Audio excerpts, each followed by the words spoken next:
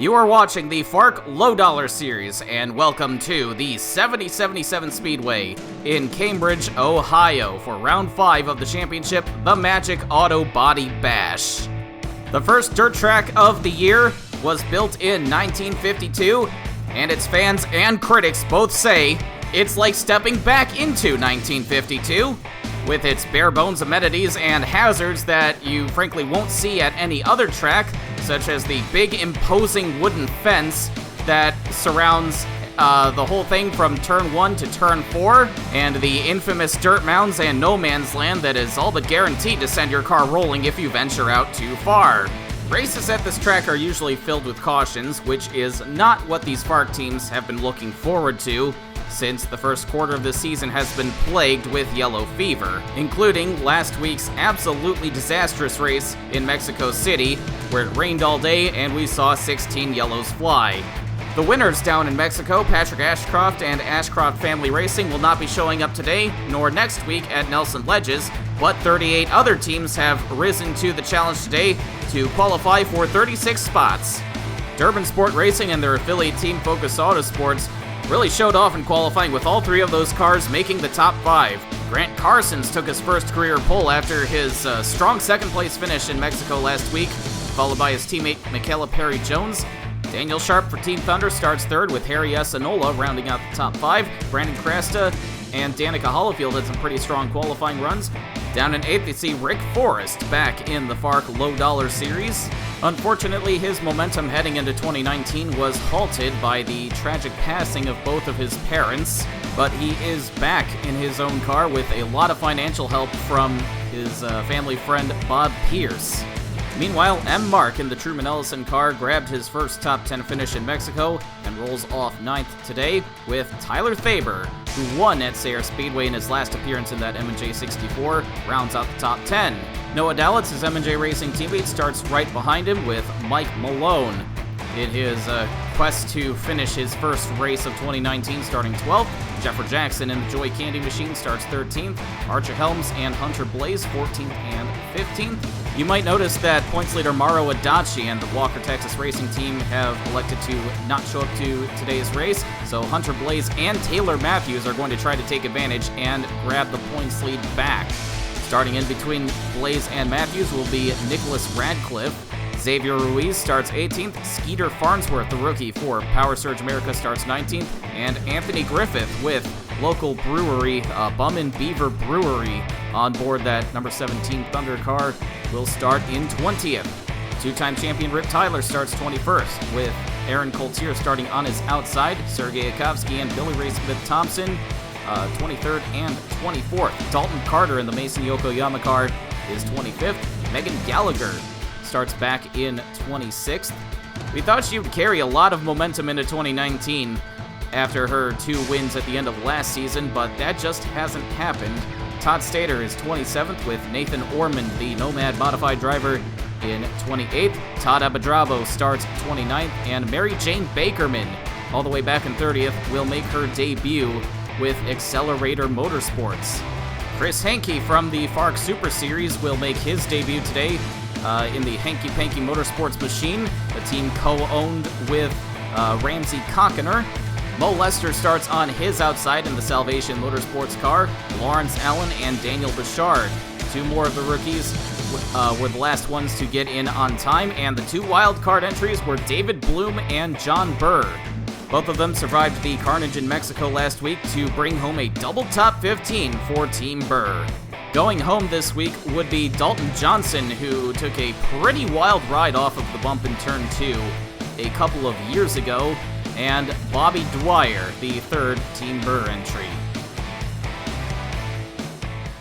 The pace car leaves the field in the hands of Grant Carsons and Michaela Perry-Jones. Carsons has very reliably qualified in the top 10 throughout his short FARC Low Dollar Series career, but never sat on the pole until now, and he's off to a great start as Daniel Sharp attacks the 93 for second place, but look at Harry Enola shoving his way into second now.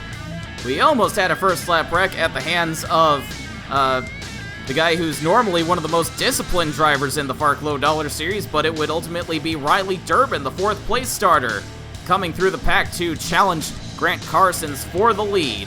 Durbin gets by the car owned by his cousin Ike Durbin and plants himself in the top spot. Dalton Carter in the number 376 Graceburger machine owned by Mason Yokoyama would be our first casualty of the day, blowing a lot of smoke in Mo Lester's face on his way to the pits. Grant Carson's appears to be in some trouble as he has absolutely fallen through the field during this first run. That team may have expected a lot of cautions and set up that car for short runs, but would you believe we've gone 22 laps without a caution? But Durbin seems to be settling just outside the top 15 as Tyler Thaber almost throws it off the road in turn 4, but Carson's is going to get him and Megan Gallagher back. The M&J drivers have fallen back a bit from their starting spots, while Megan Gallagher has been moving up from her 26th place starting spot. Mary Jane Bakerman had a frustratingly short high from taking her first green flag as the number 41 Accelerator Motorsports car gives up on lap 24. Harry Asinola falls back now into the clutches of Skeeter Farnsworth, who's moving up through the field. Farnsworth makes the pass for 12th, but runs a little high through turn 2, up into no man's land, and hits that dreaded bump. Car 24 goes for a wild roll along the backstretch fence. And that brings out our first caution of the day on lap 27. But as scary as that looked, Farnsworth would climb out of that car with nothing more than a lot of dirt in his teeth. The whole field would make their one and only scheduled stop under this caution, with Hunter Blaze taking the lead and Riley Durbin's crew really failing him as he fell all the way back to outside the top 10. But Blaze is having trouble hanging on as all those lapped cars get by him, and that's M. Mark in the 03, taking the lead with Todd Stater and Mike Malone following him. Blaze is finding out that the outside line here is not nearly as good as the one at Albuquerque, where he got his second career win. Restarts here tend to be pretty wild, and Riley Durbin finds himself right in the middle of the action. All 4 of those cars come together with Abadrabo and Thaber going into the wall. They get together again right back there, but right now we're looking at the 010 of Chris Hankey making his Low Dollar Series debut, and that's going to come to a very quick end as Rick Forrest gets into the back of him. And once you get off the track in turn 3, your fate is sealed as Hankey plants himself firmly in that tire wall. And that brings out the second yellow of the day, after which Tyler Thaber and Todd Abadrabo don't seem to be happy with each other as they do a little more door banging as the field bunches up behind the pace car. M. Mark continues to lead on the restart with Todd Stater right on his bumper as they cross the line, but he falls back quickly. Mark is impressing in that 03 car early on, and even more impressive is the fact that he doesn't exactly have a racing background. Truman Ellison met him in a theater class of all places. They quickly became best friends and worked on one of Ellison's documentaries together. And then when Ellison took up racing, he dragged Mark into it as his crew chief and put him in this 03 car when Ellison went to Master Cup. And that appears to have been a very good choice. Nicholas Radcliffe and Billy Ray Smith-Thompson, the Andy Pearson teammates, are really struggling at the start of this race, in danger of falling out of the top 20. The start of the 2019 season has been a struggle for Andy Pearson Racing as a whole, as they only have 2 top 10s coming into this season after Billy Ray Smith-Thompson narrowly lost the championship to Mark Thompson. Making things worse, Smith-Thompson has reported a vibration after pit stops. The team has told him that they were sure they got all the lug nuts on, and Smith-Thompson is just going to ride it out and hope it doesn't get worse. Mo Lester is holding up Harry Asinola's Ammu-Nation machine. I believe Ammu-Nation is a sponsor on Mo Lester's show. We'll see if that's the case after this. But Enola finally gets an opening and shows his displeasure to Mo Lester. But here comes Rick Forrest trying to take the 5th spot from Enola, but the leaders are going to catch the 3rd yellow of the day. And we see that Nathan Ormond and Brandon Krasta getting together is what's brought out the 3rd yellow, and Rick Tyler is just an innocent victim and puts both Power Surge America cars upside down in today's race. Mo Lester would continue to hold people up after this restart. Xavier Ruiz gets into the back of him while battling for position, and Anthony Griffith, one of the hometown heroes, goes up onto that dirt mound and gets stuck. He was hoping to have a good run for his local sponsor, but that's going to have to wait until next week's race in Nelson Ledges. Enola would continue to charge his way back to the front, taking Jeffrey Jackson and Todd Stater 3 wide, but he's not done. He wants the lead from M. Mark, who got a little bit of interference from the 74 of Archer Helms. The lapped car is Enola's friend this time around, and Enola settles into the lead. Here comes Jeffrey Jackson in the 05, trying to take second place now. But here comes Rick Forrest with a charge of his own. Forrest hasn't missed a beat after dusting off one of his old cars and returning as an owner-driver. And with financial stability from Bob Pierce, Forrest is expecting to show up to a large chunk of the races and get as far as he can in the championship battle. His brother Ryan will be in this car in some of the races up north, though. Right now he's up to third and challenging for second as Xavier Ruiz plays interference with the 03 of Mark. Forrest takes the spot with Jeffrey Jackson following and Riley Durbin climbing back up into the top 5, but Enola is a pretty good distance away right now. Grant Carsons has recovered a little as we enter the latter half of this race, with Archer Helms and Sergei Yakovsky having some pretty good runs. These guys make up the fight to get into the top 10.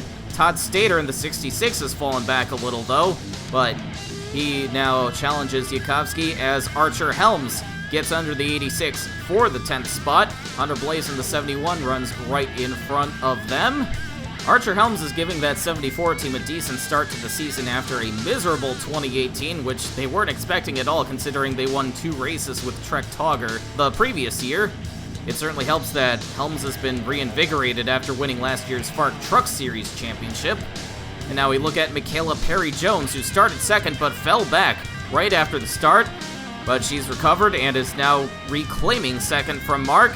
There's Harry Enola, who's been reeled in by the rest of the field after some interference from lapped traffic, and it looks like that 45 car may be falling off a little bit. This is turning into a long run, and Enola did drop back a little bit after the start during the initial 27-lap green flag run. And he doesn't put up much of a fight as Michaela Perry-Jones takes the lead. Daniel Sharp in the 77 is a lap down, by the way. He is not a factor right now.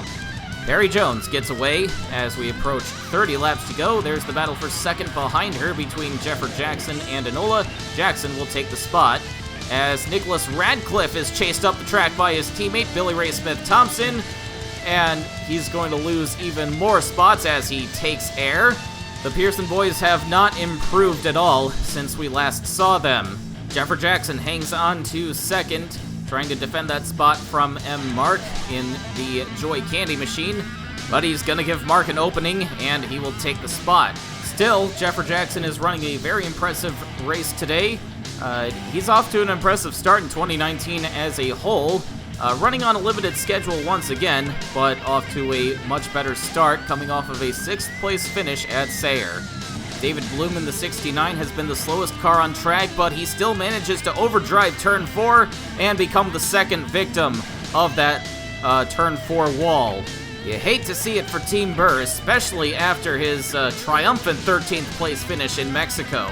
Hopefully they will find a way to rebound for next week. But coming back to the caution, M. Mark takes the lead back from Michaela Perry-Jones. He was on a charge during the last few laps of that run, and just in time. But Perry-Jones isn't going to be able to get him back as she has a huge problem after the restart. Her right rear tire has gone down and she's caused a massive traffic jam. I'm surprised they have not crashed yet. Perry-Jones holds up a ton of cars, costs several people their spots, but she nurses that car back to the pits.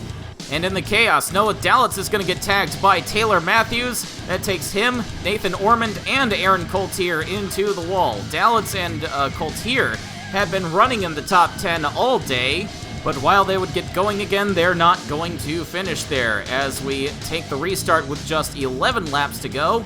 Mark continues to lead with Rick Forrest quickly being challenged by Harry Enola. Here comes Enola trying to take advantage of the lapped cars, trying to get by Mark as Anthony Griffith doesn't make life too easy for the 03 right now, but Mark gets him back and he'll try to stretch out his lead once again.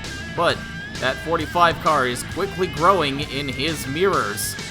But further back, Xavier Ruiz would get tagged by Daniel Sharp. That's two of the lapped cars, and he reunites with Mo Lester, takes both of those cars into the wall, and brings out the caution once again. We're going to get a restart with just 4 laps to go, and M. Mark has a huge challenge ahead of him, as short runs have been key for Harry Essenola. And at the green, he immediately looks to the inside. Rick Forrest tries to make a move around the outside, but that's not going to work. Enola has the momentum off of turn 2, and Mark is gonna take the middle. He can't get that car planted on the bottom. Enola gets to his door off of turn 4. 3 to go now. It's the rookie versus the 11-year veteran, with nobody else in the running right now. And so far, Enola is on top as he takes the lead quite easily. Coming to 2 to go. Enola runs wide and gets a little bit out of shape off of turn 4. Here comes M. Mark once again. There's Noah Dalitz re-entering the track. He could be a factor as Mark takes the lead once again. The strong car that Truman Ellison's brought for him today is making up for his lack of experience as Mark leads at the white flag. But now he's got to deal with that 63 car. Enola has the opportunity to make a comeback here as Mark runs wide. He can't get that car low enough again, but it's not going to matter as Mark comes across the line to take his first FARC Low Dollar Series victory. His car owner and best friend Truman Ellison is unfortunately not on hand today thanks to his Master Cup duties, but you can bet that he got a congratulatory phone call afterwards. Harry Essenola would have to settle for second, but he fared a whole lot better than his garage mates at Andy Pearson Racing. Jeffrey Jackson would grab his best career finish, and you see Megan Gallagher, Taylor Matthews, and Sergei Yakovsky were not a factor all day until the very end when they all charged into the top 10. They were all really good at playing the shuffle game during the late race restarts. And this is especially good for Sergei Yakovsky over at Roos Autosport, who took just his second top 10 finish and the best finish of his career. Riley Durbin and Rick Forrest did lose their chances at the top 5 late in the race, while Aaron Coultier did recover from his late race wreck with Noah Dalitz and came back to finish 10th. Mike Malone finally survives a race in his new home at Cat Motorsports, quietly staying trouble out of all day to finish 11th.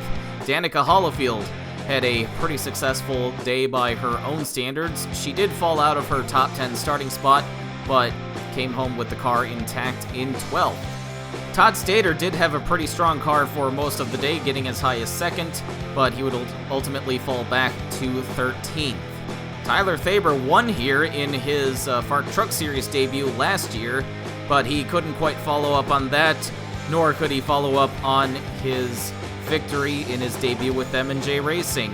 Archer Helms had a very respectable 15th place run, and Nicholas Radcliffe did recover a little bit from his poor early performance and his air time.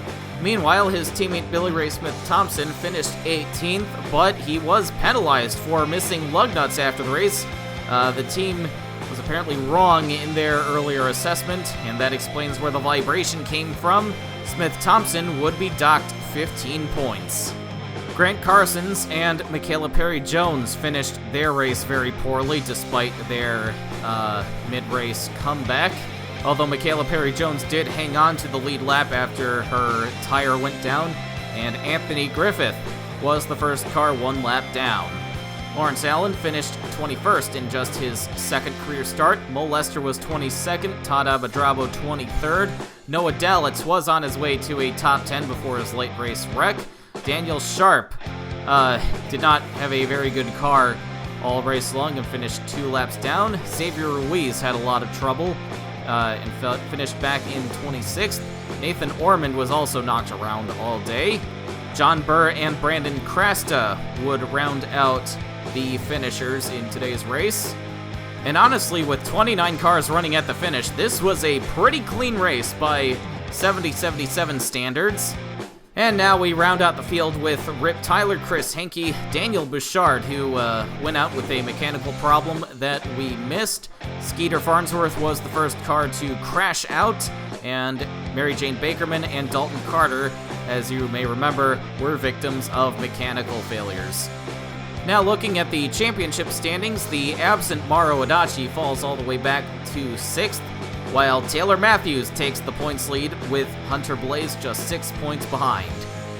All this shuffling should even out once the best of 8 rule kicks in for most of these drivers later in the season. Todd Stater sits 3rd in front of Michaela Perry-Jones, with Mark jumping up to 5th after his win today. Patrick Ashcroft sits in 7th after winning last week. Daniel Sharp is 8th, Grant Carson's 9th, and Billy Ray Smith-Thompson rounding out the top 10. 11th through 20th sees a couple of ties between Archer Helms and Anthony Griffith, and then for 19th, Durain Ridman and John Burr. Tony Long and Danica Hollifield, the SWH Racing teammates, are enjoying a much better start than in previous years, and they're hoping that momentum continues throughout the season. Be sure to tune in next time as the FARC Low Dollar Series returns to the Nelson Ledges Road Course. Michaela Perry-Jones was stupid fast in last year's race there, on her way to her first win. Thank you for joining me, and I'll see you next time here on Fuel Spill TV.